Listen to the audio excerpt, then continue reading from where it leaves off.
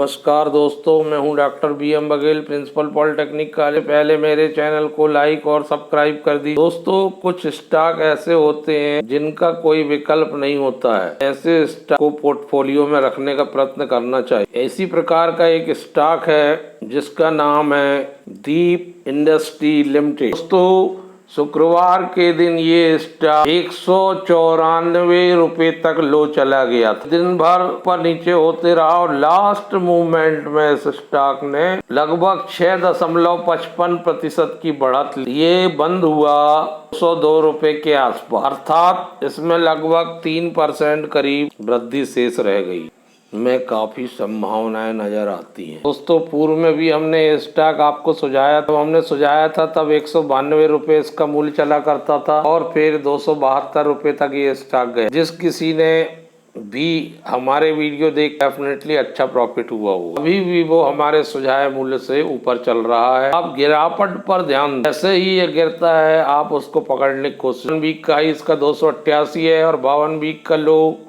77 रुपए है। मार्केट का कैप 662 करोड़ का है और पी का रेशो 39.51 का है। फाइनेंशियल हाईलाइट की बात करें तो कंपनी ने हाईएस्ट रेवेन्यू फाइनेंशियल ईयर 2022 में कंसोलिडेटेड बेसिस पर अचीव किया है और कंपनी का रेवेन्यू 66% बढ़कर ईयर टू ईयर बेसिस पर 322 करोड़ रुपए हो गया है। ईबीटा बढ़कर 37% 119 करोड़ हो गया है और प्रॉफिट आफ्टर टैक्स 12% बढ़कर फाइनेंशियल ईयर 22 में 72 करोड़ हो गया है, जो कि पिछले वर्ष 65 करोड़ था। बोर्ड ने बहुत बढ़िया डिविडेंड दिया है, 1.85 रुपये। टोटल डिविडेंड फाइनेंशियल ईयर 2022 का 3.25 रुपये हो चुका है, जो 15% के आसपास आता है। कंसोलिडेटेड कंपनी के पास ऑर्डर बहुत शानदार बुक हैं। कंसोलिडेटेड ऑर्डर्स बुक्स 632 करोड़ की है, जो कंपनी का कहना है कि 18 से 24 माह में वह पूरा कर दे। खास इक्विपमेंट के तहत कंपनी ने साल में 46 CNG बूस्टर कंप्रेसर यूनिट बिक्री करी है। कंपनी रास इक्विपमेंट प्राइवेट लिमिटेड के तहत CNG बूस्टर कंप्रेसर आती है और ये कंप्रेसर जो है एक्सपेंशन करने सिटी गैस डिस्ट्रीब्यूशन के काम आता है। Taken by petroleum natural gas regulatory board के हिसाब से इसको रखना जरूरी है। डॉल्फिन ऑफशोर्स का एक्विजिशन करने जा रही है, जिसमें कंपनी के लेनदारों की समिति ने लेटर ऑफ जारी किया है, जो डॉल्फिन ऑफशोर्स एंटरप्राइजेज लिमिटेड की संपत्ति को प्राप्त करने की संकल्प योजना को मंजूरी दी। LCLT स्तर पर 6 से 9 महीने पूरा होने में उम्मीद है। डॉल्फिन जो है ड्राइविंग, अंडर वाटर इंजीनियरिंग और रिलेटेड सर्विसेज प्रदान करके अब तटीय सोर्स ऑयल्स और गैस उद्योग की सेवा कर रही है। इस अधिग्रहण से यदि स्वीकृत हो जाता है तो डीप उद्योगों को मौजूदा जो कस्टमर हैं उनकी ऑफशोर्स एसेट्स अतटीय संपत्ति के लिए भी अपनी सेवा की पेशकश का ये अधिग्रहण में अभी मूल वृद्धि होने की कोई संभावना नहीं है कि डॉल्फिन ऑफशोर्स के पास 400 करोड़ रुपए से अधिक के रेवेन्यू और 30% ईबीटा मार्जिन है। कंपनी के लिए ये अधिग्रहण बहुत शानदार साबित हो सकता है। कंपनी जो है इसकी industry offshore support solution drilling. दोस्तों, ग्रुप बी की कंपनी है, इंडेक्स BSE स्मॉल कैप की है। इसी पर्टिकुलर दीप इंडस्ट्री पर हमने एक वीडियो बनाया था 24 मार्च 2022 को। हमारा अनुमान था कि स्टॉक अच्छा रिटर्न देगा, वो खरा उतरा, 270 तक गया। अब हाल ही की गिरावट में स्टॉक गिर रहा है। तो हमने उस समय शीर्षक दिया था छुपा रुस्तम उड़ान भर सकता है, और उसने उड़ान भर। Company oil exploration and production के काम में 1991 से लगी। कंपनी डीप इंडस्ट्री मैन्युफैक्चरिंग करती है CNG booster compressor through it's subsidiary रास इक्विपमेंट प्राइवेट लिमिटेड के तहत। कंपनी की और विस्तार से जानकारी आपको देखना है तो हमारी चैनल में ही आके आप मार्च 24 2022 का वीडियो देख सकते हैं। हालांकि यहाँ भी हम बताने की पूरी कोशिश कर रहे हैं। जो है नेचुरल गैस प्रोसेसिंग से 30 से 35% रेवेन्यू प्राप्त करती है, जबकि work over and drilling ring से 35 से 40%, इंटीग्रेटेड प्रोजेक्ट मैनेजमेंट से 25 से 30% रेवेन्यू कंपनी की आती है।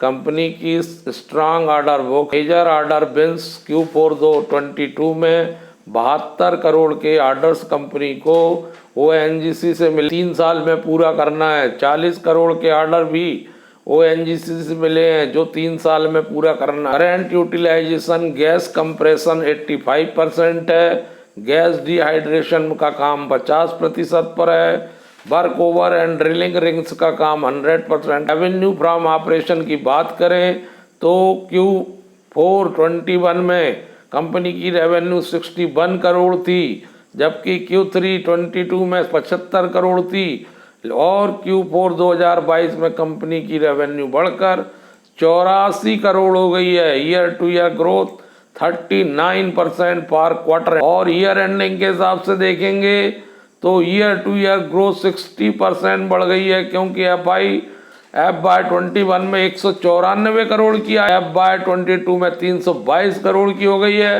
ये ग्राफ से आप स्पष्ट रूप से देख सकते हैं। ईबिटा और ईबिटा मार्जिन कंसोलिडेटेड की बात करें तो year two year growth 10% for the quarter. Q4 FY21 में 28 करोड़ 44% थी, जबकि Q3 22 में 29 करोड़ 39%, Q4 FY22 में 31 करोड़, इस प्रकार 36%।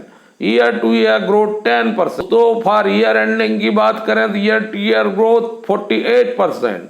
FY21 में 87 करोड़ थी जो FY22 में 119 करोड़। तो प्रॉफिट आफ्टर टैक्स और प्रॉफिट मार्जिन की बात करें कंसोलिडेटेड बेसिस 4 FY20 में प्रॉफिट मार्जिन 1.4 का था और मार्जिन माइनस में 2% था, लेकिन Q3 FY22 में ये 17 करोड़ हो गया था 23%, और Q22 में भी ये 17, अर्थात 20 ईयर एंडिंग अगर देखें FY21 में 65 करोड़ था 33%, FY22 में 72 crore 22%। Year two year growth 11% की हुई। दोस्तों लॉन्ग टर्म डेब्ट रिडक्शन की बात करें 223 करोड़ का 2017 में कंपनी के ऊपर लोन था, 2018 में 231 करोड़ का था, अब मात्र FY22 में 17 करोड़ शेष रह गया है। बहुत तेजी से कंपनी ने अपना डेब्ट को रिड्यूस किया है। रिटर्न ऑन इक्विटी शानदार FY20 में 3% हुआ करती थी, FY21 में 10% हुआ करती थी, FY22 में भी कंपनी ने 10% मेंटेन कर। रेवेन्यू फ्रॉम ऑपरेशन की बात करें क्वार्टरली 83.9 करोड़ आई है Q4 FY22 की, जो Q4 FY21 में 60.6 करोड़ थी। इस प्रकार ईयर टू ईयर 39% की वृद्धि रेवेन्यू फ्रॉम ऑपरेशन में देखने को मिल रही है।